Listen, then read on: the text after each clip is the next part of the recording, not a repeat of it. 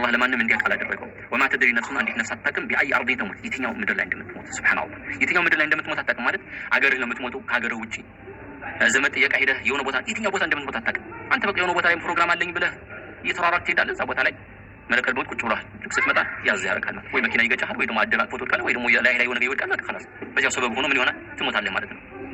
እኛ ሰውየው መኪና ነው የገጨው እንድነው ወይኔ ገና ስንት ዓመት የሚኖር የነበረ ወጣት እንዳለን ግን አይደለም። እዛ መኪና የሚገጨበት ቦታ ምን ስለነበር ነው ሰበቡ በዚያ እንዲሞት ተጽፎ ነበረ። እዚያ ቦታ ላይ አጀሉ ተጽፎ ነበር። በቃ ባይሆን እኮ ይሄን ነበር ይላል ወይ መኪናው እስኪያልፍ ድረስ ቆሞ ያሳልፍ ነበር እና የተጻፈ ነው።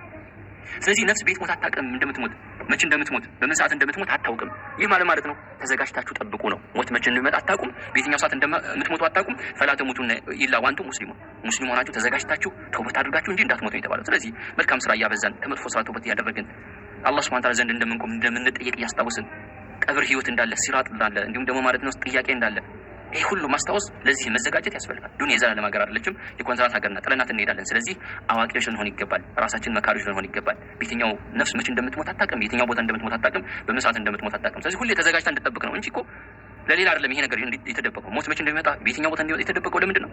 ተዘጋጅተህ ሁሌ ለአላህ ሱብሓነሁ ወተዓላ ዝግጁ ሆነህ እንድትጠብቅ ነው። ኢነላህ አላህ ሱብሓነሁ ወተዓላ ዓሊሙን አዋቂ ነው፣ ኸቢር እንዲሁም ውስጥ አዋቂ ማለት ነው። ኸቢር ማለት ዓሊም ከሚለው ደረጃው ከፍ ያለ ነው። ሁሉን ውስጥ አዋቂ ነው ማለት ነው።